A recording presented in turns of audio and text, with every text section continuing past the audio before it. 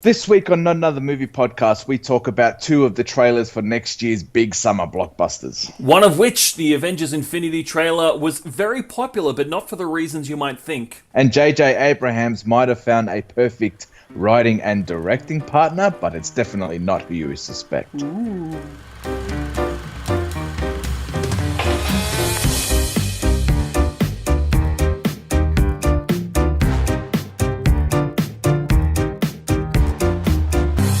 Hello and welcome back to Not Another Movie Podcast. I'm Sean Pierce. And I am Sean Kelly.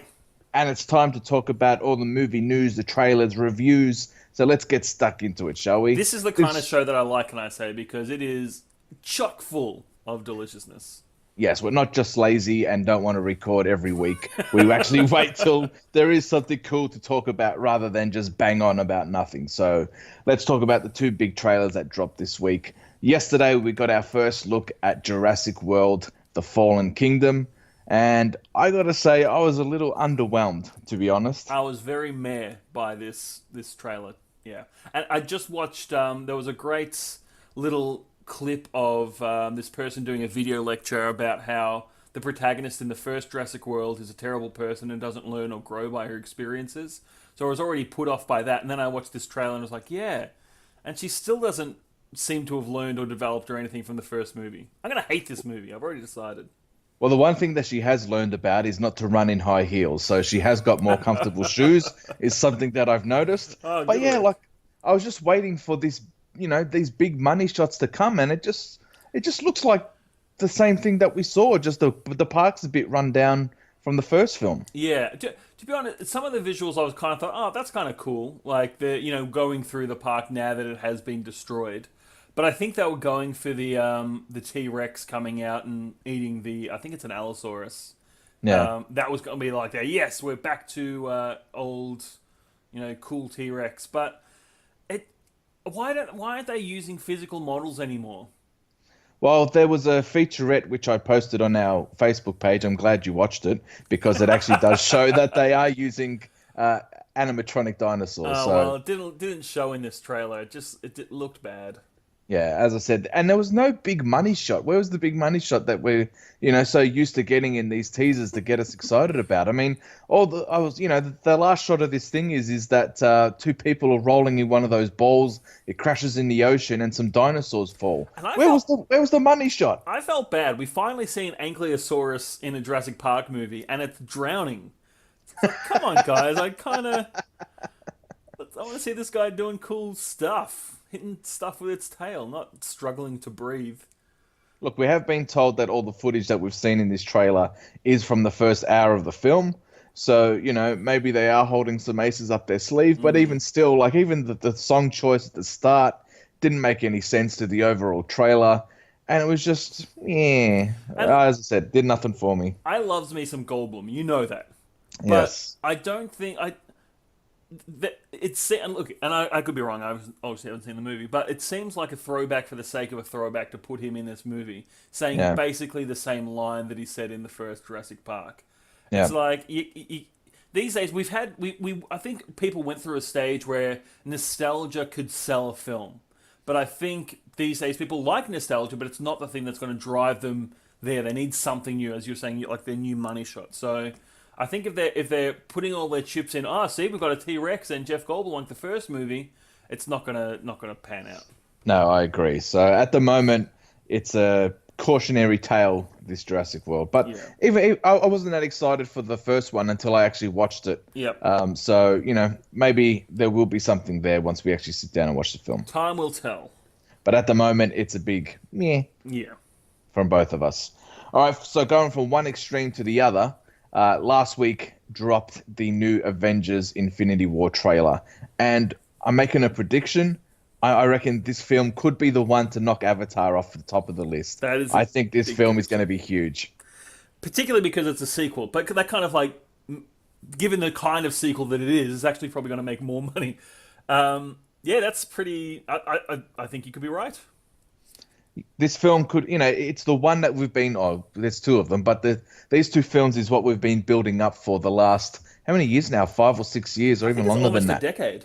Oh, well, 10 years. that we're building up to the arrival of Thanos. We got him teased at the end of the Avengers credits, and to think about how many films have come since then, and we still haven't seen him, and that's why Marvel have done this so damn well. And then to finally get revealed Thanos in the trailer, he looks so damn cool. He does. Purple Bruce Willis, people are saying, and I'm okay with that. That's a pretty cool way to look.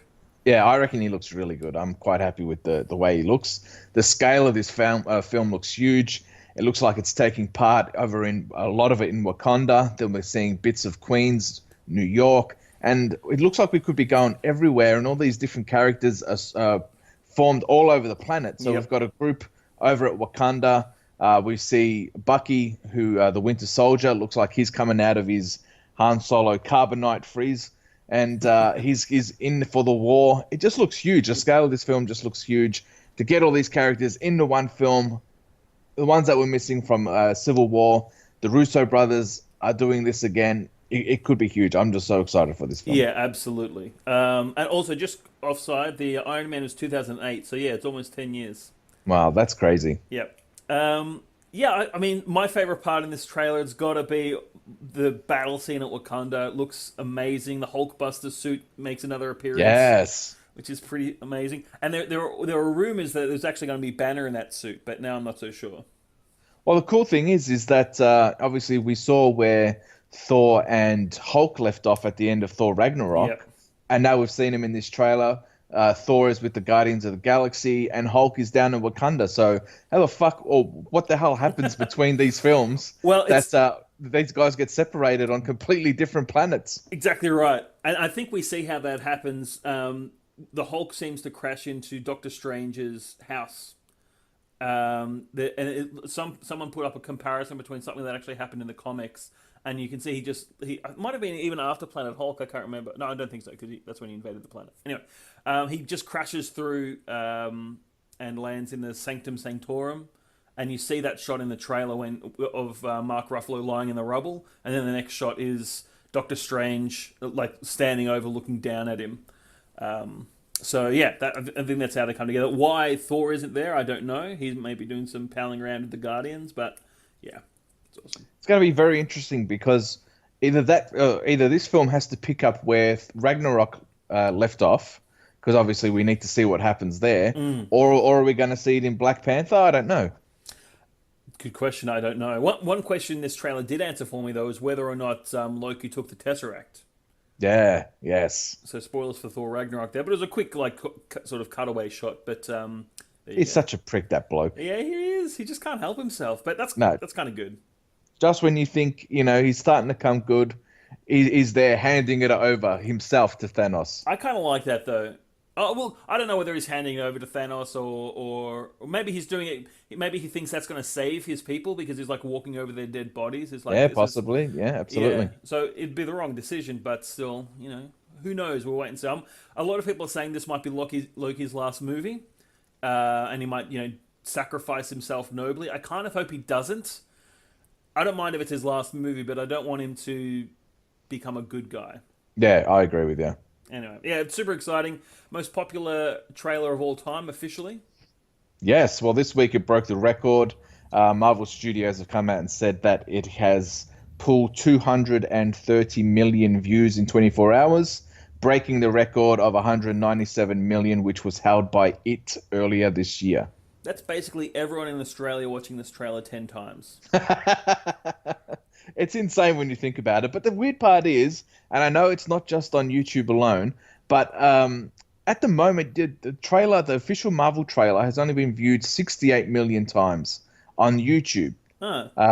So as I said, I would like to know where they pull these numbers from, because I remember you mentioned this earlier where they said if the trailer plays for 5 seconds on a social media, it counts as a view. Yeah.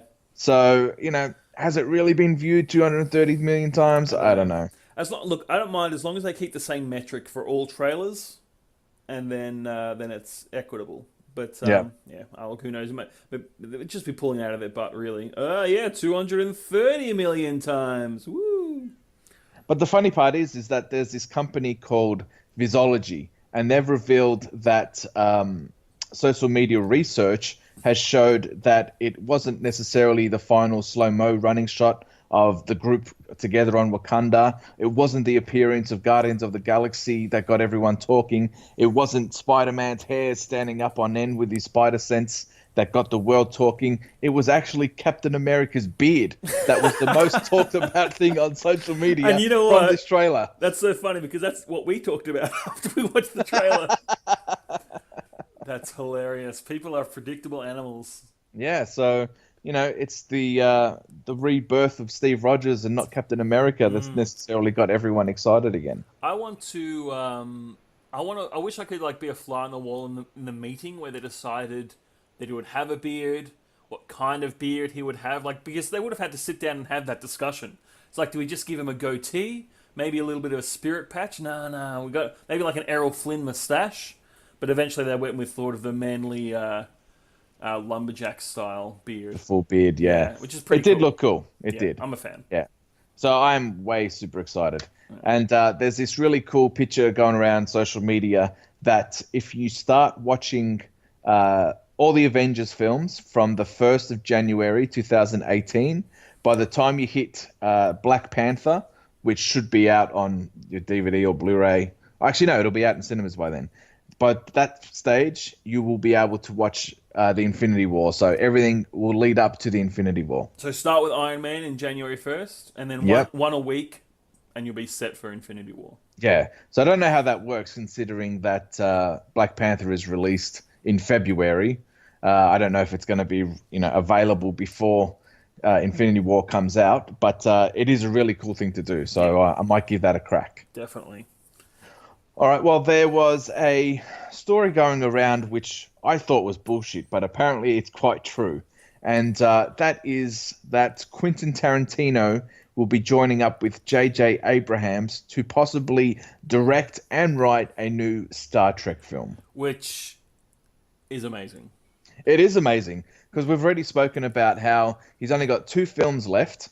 He's already working on a film set in 1969, which is inspired by Charles Manson and everything else that happened that year. But is this going to be his number 10? I think this might be his way of dodging around and doing more films. But oh no, this isn't one of my 10. This is just a favor I'm doing for a friend, basically. Yeah. It sounds like a really cool idea, and I didn't think he was such a Star Trek nerd, to be honest. So I think for him to dip his toe into this world, especially as sci-fi, could be anything. I think he's an everything nerd. Quentin Tarantino just strikes me as that person who will get pleasure out of any viewing experience. He'll find something in there that he likes. Yeah. So apparently they're putting together a room of writers, and Tarantino will come in to pitch his idea. And whether it works out or not, I don't know if he's actually going to write it or just co-write. But, they're trying really hard for him to direct it. But, of course, being a Tarantino film, Deadline has reported that they are going to push for an R rating, and Paramount has agreed to that. That's so good. I think we have Deadpool and Logan to thank for this. Showing that you can take a franchise in a different direction and still have it be successful. I would imagine it would be like Logan and Deadpool, a low-budget tie-in, but would still, make the bucks on the day. So I'm very excited about this. I think it could be really good. It would be really cool, and this could be even cooler, is that Patrick Stewart has revealed that he would love to embrace the opportunity to reprise his role as Jean-Luc Picard in Tarantino's new film. God, can you imagine? He just wants to do it because he's into swearing now since doing Logan. That's true. Yeah. That's true. I want to see if he's going to drop the N-bomb at any time. I can't imagine Jean-Luc Picard doing that, but yeah, I'd pay good money to see Patrick Stewart in a Tarantino film. Well, there was this fantastic TV show called Extras that Ricky Gervais made a long time ago, and it had all these big actors come in to do one episode, and there was an episode that had Patrick Stewart in it, and is hands down one of the best episodes of that series. So if you can get your hands on it, basically Ricky Gervais is an extra working on a film that Patrick Stewart is working on, and he keeps talking about this script that he's written, but it's absolutely filthy, and it just involves like girls' clothes falling off. Yeah, But the way that Patrick Stewart sells it, it is absolutely hilarious. So if you get a chance to check out that episode, you might be able to find the scene that I'm talking about on YouTube. It's quite hilarious. do it. All right, well, we haven't spoken about the fallout of Justice League. Basically, at the moment, it's poised to lose about $100 million for Warner Brothers, which is a massive kick in the nuts. For a Batman and Superman film, people. Yeah. When you think about that, Avengers made $1.5 billion because it brought everyone together. This film might not even crack $800 million, and it brought, all the big guns into this one film. So over at Warner Brothers, there's a massive shakeup now in regards to who is going to run things. Apparently, they had their own separate banner, the DC films. Now they're going to be brought in under the Warner Brothers. So it's going to have a big... They've kind of been left alone, let to do their own thing, but that hasn't worked. So Warner Brothers is taking it back in so they can control what is happening. But the big report is that Ben Affleck's Batman will have his last run in the new Flashpoint film. Look, I'm surprised it's even that, to be honest. Look, it all makes sense because this has to be rebooted now. Yeah. So there's no better way to do it than the Flashpoint film, which, if you know the storyline, Flash goes back in time to save his mother.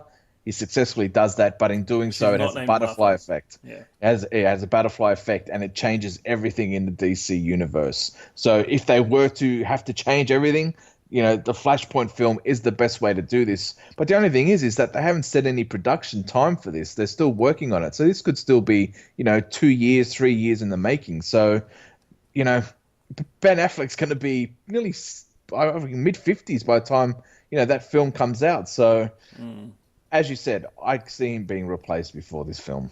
I would love it if they changed the story of Flashpoint to not being about him saving his mother, but going back in time to stop Zack Snyder signing the contract. That would be cool. And all the Justice League gets in on it, and they have to go back in time to stop this from happening. They can't reveal themselves, and they do this quirky Wes Anderson-esque comedy. Yeah. That would be a great reboot. Yeah. So I don't see it happening, as we've said. Because if Matt Reeves' first Batman film comes out before Flashpoint, which at the moment it's looking that way, I don't think Affleck will even be in it. They might just get the guy who's going to be in those Batman films. Yeah, I completely agree. And it'll be interesting if they decide to recast, with Batman. I think that means they're going to recast everybody, which I think is fine, except Gal Gadot, I'd feel a bit bad for because she actually did a good job. And even Henry Cavill, I don't think got a good wag of the stick, but... Yeah, I agree with you. I don't think he had a good run at this Cape Crusader. I think Zack Snyder put him in a hole, and he's finding it quite hard to dig himself out of. Yeah. So look, if they recast, I can understand why they would, but it'd be sad. You have to recast all or none. I think you can't have suddenly the same other actors but a new Batman. I think that would be weird. Yeah. But another name that has been thrown into the mix this week for Batman, and that is Madman star Jon Hamm. Oh, really? Yeah. Which, it's not a bad choice. I don't know. Will we fall into he's a great Bruce Wayne but a bad Batman kind of shtick? Yeah. Because I don't know. Jon Hamm is an awesome, suave dude, and he's a really funny guy. I never seen him in an action role. Maybe he could do it. I don't know. Yeah, who knows? But he'd be better than me. Only just. Only just, yeah. To keep our friendship, only just. I know he listens. Hey, John. Yeah. So over at DC, Margot Robbie is out doing the rounds for a new film that she's done called I, Tanya, which awesome. It does look really good. The reviews have been fantastic, and it's a story about Tonya Harding, and I really can't wait to see it. The trailer looks completely different to what I was expecting.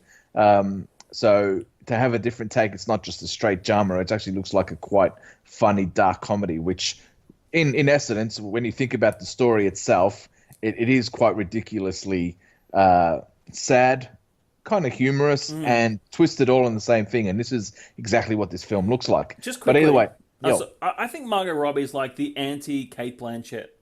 Like, she is an amazing actor, but where Kate Blanchett is like all like grace and gliding around and light, Margot Robbie is kind of bit gritty and dingy.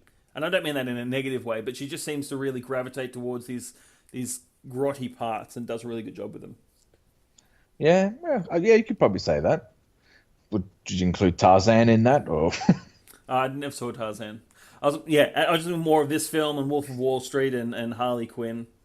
But anyway, that's my theory. On to Harley Quinn. Well, she has revealed that she is working on a standalone Harley Quinn film, which is completely separate to the other Harley films that we have in development at the moment, which includes the Joker and Harley, Gotham City Sirens, and the sequel to The Suicide Squad. Which, yeah, and it's kind of cool. I like sort of what her take is. Yeah, but are we going to be getting too much? I know that she is a major selling point from the Suicide Squad, and the merchandise that went along with the Harley Quinn craze, it was huge. So, giving her 4 films, are we going to get too much Harley? I don't know. I think so, but surely they can cut some of these. Like, okay, do a Suicide Squad sequel, whatever. But her version of the film, where apparently she wants to do sort of like that DCEU kind of, she pals around with Poison Ivy and Catwoman and they get up to mischief. Like, that's a cool story.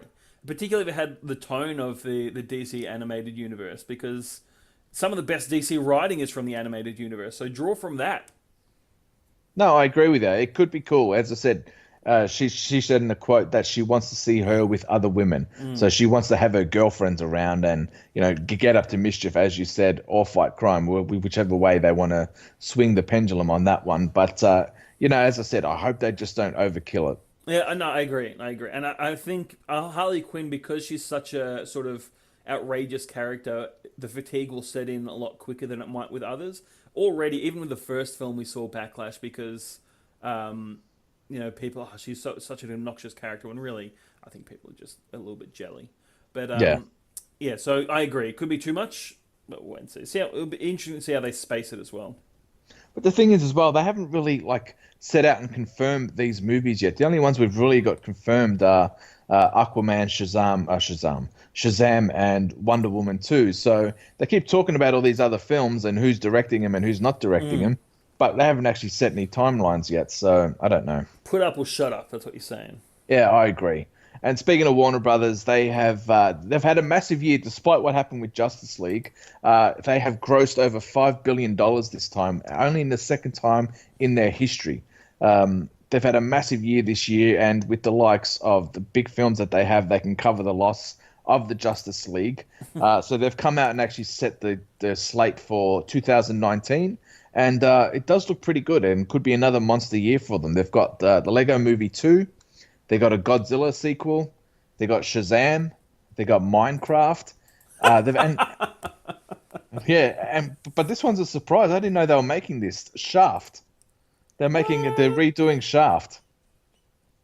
And then they've got It Chapter 2, and then they've got Wonder Woman 2. So that's a pretty big year for Warner Brothers. Has there any casting been made for Shaft? No, and that's what I said. I've never seen this mentioned yet. But we're going to be seeing it in 2 years' time. So it's, quite interesting.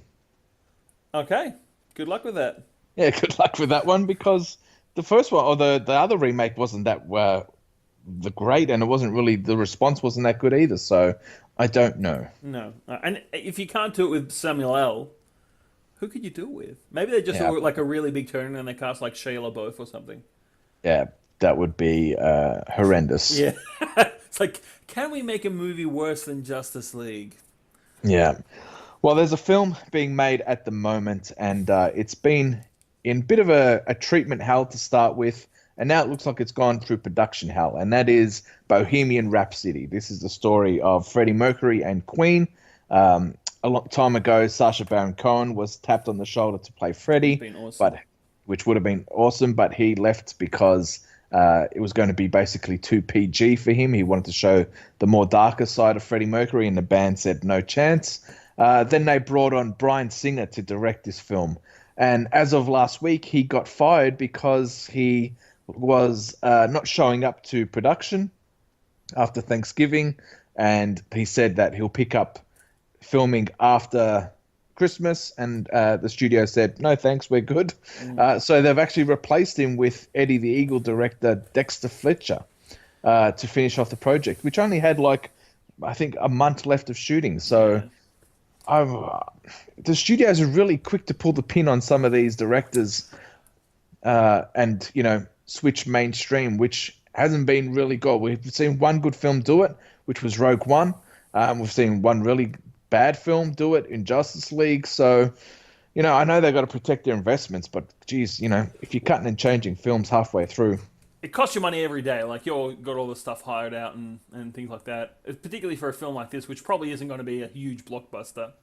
But also, it's just come out as well that there's been some allegations made against old Bryan Singer. Yeah. So I think maybe if they caught wind of that, they were going to pull the plug anyway. Yeah, I thought they smelt the blood in the water, and thought they would do it before the massive story dropped. And it's probably, if they want to release this film, if the big story is going to come now, they don't want to release a film in 8 months directed by Bryan Singer. They want to release a film directed by anybody else but Bryan Singer. Yeah, that's true. And speaking of which, there's been a bit of backlash because they released a cast photo for the sequel of the new Fantastic Beasts, which has Johnny Depp in it. And there was uproar that the fact that Johnny Depp is still in this film, considering that he's had the allegations put towards him, and video showed up of him with domestic abuse against his wife, Amber Heard. So it's quite interesting to see what's going to happen with that one when, is Johnny Depp a big enough star to override this? I don't know. They might have a tricky situation on his hand if that story gets any bigger. Yeah, it's a tough one to sort of follow because it's. I mean, we didn't like Johnny Depp anyway, but this makes it a little bit worse. Yes, I agree, and that topic's way too serious for this show. Exactly right. All right, so let's get into a way off topic. And when I first read this article, the title of this one, I had to double check it because the headline read "Disney pulling off Olaf," and I'm like, what the hell? Gad.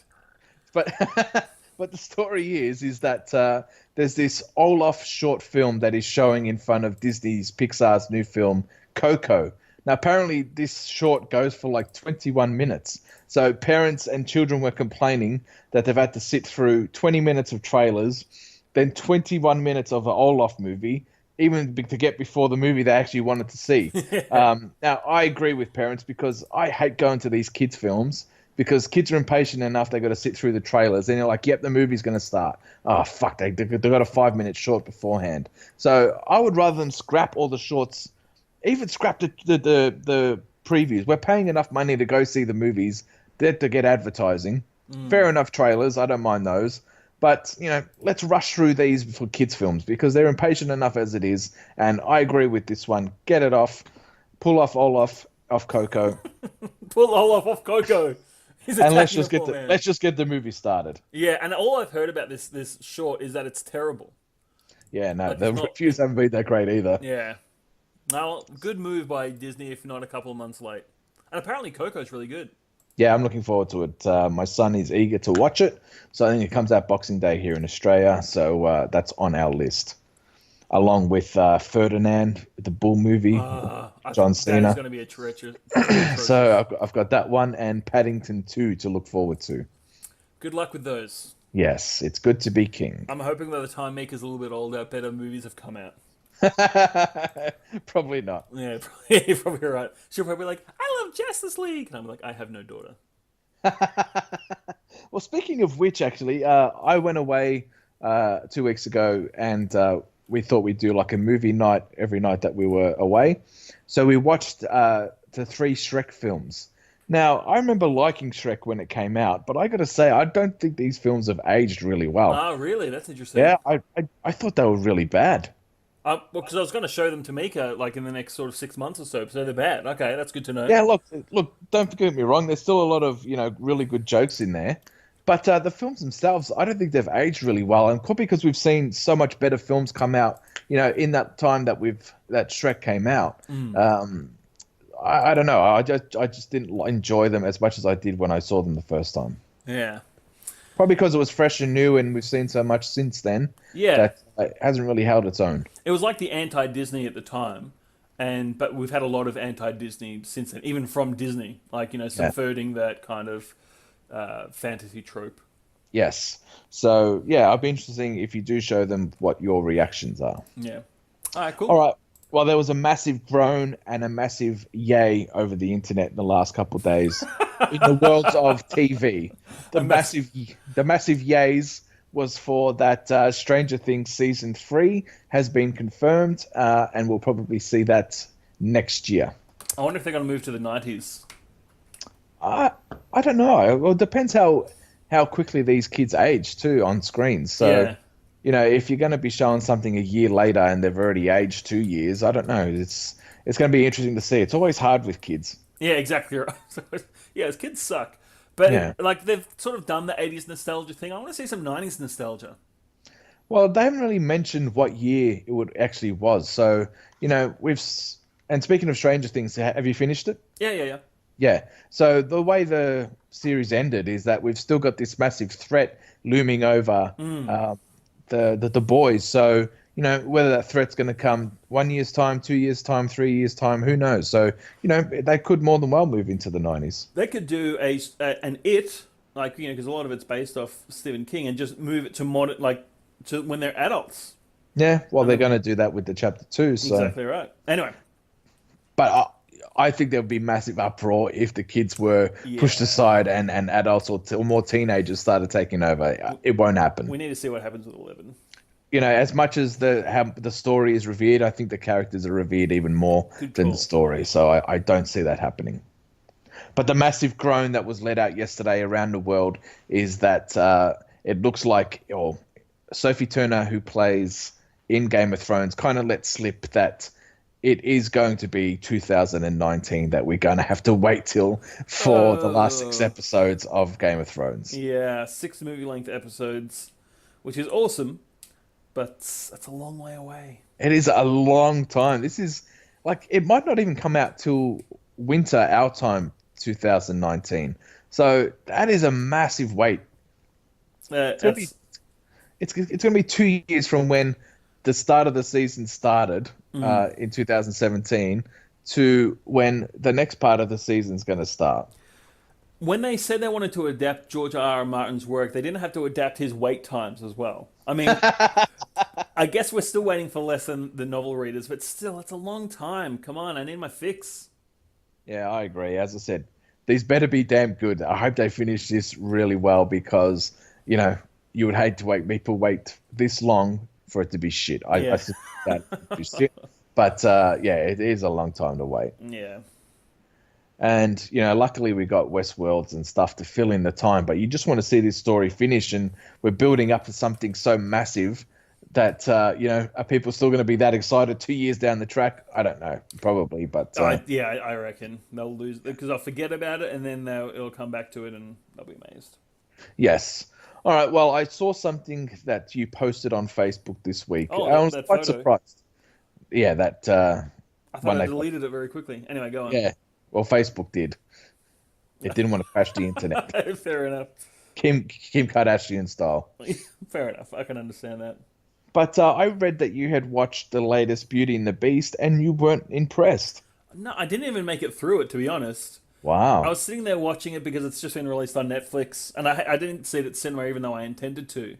And I'm like, why am I watching this? Because I could just be watching the animated one, which is better. I just found What were your issues? It seemed very flat. It seemed very, I don't know, the characters, because the world is big. It's a huge thing, and all the sets were huge as well. Not in scale, but I mean, they were a little bit fantastical and a little bit wondrous. But I just found all of the performances they didn't fit the world that they were set in, and it made it seem very silly. Whereas in the animated one, everything fits together. The characters are as big as the world, so there's a internal consistency there. So it doesn't seem silly because it makes sense. Whereas in this one, I don't know whether it was just... I don't think it was just because it was live action. I think live action, big scale musicals can work, but I just think the direction for the actors to sort of, I don't know, keep things on the down low a little bit. it just hurt the movie for me. And maybe it's just because I'm too acclimatized to the original. And I'm trying not to be a hipster here, but I was just watching and thinking, I wish that line was delivered the way it was delivered in the original. So yeah, it's a bit shame because like it looked very nice, but I just didn't get engaged in the world at all. Although I will say some of the animated things were a little bit creepy for my taste. Oh, fair enough. Yeah. Anyway. Well, I hope the people at Disney aren't listening to this because we now know that. So we know for ages that you work for Disney when you slam DC all the time. So you've actually turned on your own. So I hope the people aren't listening because you're going to miss out on your big paycheck. This is just they've actually told me to say this. I've got a list here of things I need to say to ensure that I can pretend that I'm not in their payroll. Well, I watched a film that you reviewed a couple weeks ago, well, a couple months ago, The Kingsman, The Golden Circle. I finally got around to watching that one. And as much as I didn't hate it, I didn't love it, but I'm like, why the fuck is this movie 2.5 hours long? Yes. It is ridiculously long, and it does not need to be so fucking long. They could have easily got away with an hour and 45 minutes on this film. They could have easily chopped 45 minutes. Easily. Hands down. Yep. Like when you give too much of a good thing, it's not necessarily a good thing. You can overdo it, and I think they definitely overcooked this egg. So I don't know. I didn't hate it. I didn't love it, but it was just okay. I think they tried to give us the first film and so much more, 100% on top of that, where it didn't necessarily have to do that. I think this is a type of film that you can just keep a good pace, and you don't have to have all these massive set pieces, and you don't have to have bullshit story to get to another set piece. So, yeah, it was a little disappointing considering they set the bar so high with the first one. And I think they were just trying to live up to that hype, and they went the wrong way about it. Trying too hard, I think. Yeah, I agree. And I just want to talk about this really cool doco on Netflix at the moment. It's called Jim and Andy, The Great Beyond. And it talks about this footage that's been sitting in Jim Carrey's office for the past nearly 20 years now when he made the film Man on the Moon. And the way he made this film is that he basically became Andy Kaufman. And he says in the film, and Jim Carrey, I don't know if he's putting this on the way that Andy Kaufman would have put this on, but he basically said that Andy Kaufman teleported into his body and told Jim Carrey that I'm going to make this film, not you. So he basically became Andy Kaufman for the entire production of this film, and you can just see how annoying and how frustrated the people around him are while he's making this film, because he would not answer and he would not talk to you as Jim Carrey. He would only talk to you as Andy Kaufman. And the poor director, Milos Forman, who directed One Flew Over the Cuckoo's Nest, is at his wit's end trying to talk to this guy because he was just so over the top, and he was just like he was like so full of energy and so weird that everyone around him was just so fucking over it by the end of the first week, and they had like 3 months of it. So I really enjoyed the documentary. I thought it was really cool. I love all documentaries that talk about makings of films, and this one at the moment, it's got like 100% on Rotten Tomatoes with 30 reviews. So give it a go if you like movies, and give it a go if you like Jim Carrey, because the process that he went through to get into this character is really cool. Yeah, I'm really curious to watch it because at the very least, it's Jim Carrey's most interesting role as far as acting choices. He's really trying. And I think it's a good film as well. It's one of those films we were talking about before that it's like every now and then I'll just think about that movie even though I haven't seen it in probably 20 years because it just has scenes and things that just stay with you. Yeah. No, I remember really enjoying it when it came out, and I know a lot of people hated it. And I copped a lot of flack for liking it. So, it was good to go back and see, how this film was made. And I'm just having a look on Jim Carrey's IMDb. I don't know what's going on with this guy. I know he's gone through a lot of issues with the suicide of his partner a while ago, but he hasn't made a film in a very long time. And the last one that he did really he's had a major role in was Dumb and Dumber 2 in 2014. So, I hope that we do get to see Jim Carrey back again, because the guy's way too talented for him to be, just sitting in the back of films. He hasn't got a major part. I would love for him to come out and have that big comedic role again that we're so used to seeing him do. Is the world past like that style of humor? Like I love Jim Carrey, but I think it was like lightning in a bottle. His type of humor, and he's a master of it, came at a time when the world wanted that kind of humor. I'm not sure that could work again. Like Dumb and Dumber, I don't think you could release today because culture is so different.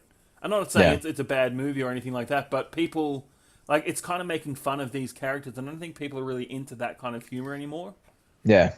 I don't know. I agree with you. The world could have moved on from that, as you said. But I'm just looking at his page now. Have a look at this. In 1 year, he released Ace Ventura, The Mask, and Dumb and Dumber, 1994. Gosh. And then he just went he blew up after that. Yeah. So imagine having those 3 films. And they're probably 3 of his best, all in the one hit. Yeah, 94. That was Jim Carrey's year. I'd like to see him come back as a serious actor. Yeah, I think he's tried that, and as much as I loved him in Truman Show, that was probably his only really good one, in my opinion. Eternal Sunshine? No good? Oh, yeah, sorry, yeah, of course. No, I love that film. So yeah, I think he's got it in him, as long as it's not too crazy out there. I would love to see him again. He seems like a nice guy. Yeah. Oh, I've heard he's a bit of an asshole. Oh, really? Okay, well, I hate him then. That's right. All right, well, that wraps up another episode of Not Another Movie Podcast. I am Sean Pierce. And I am Sean Kelly. And with the release of Star Wars on Thursday here in Australia, I dare say that we'll be back next week to talk about it. Yeah.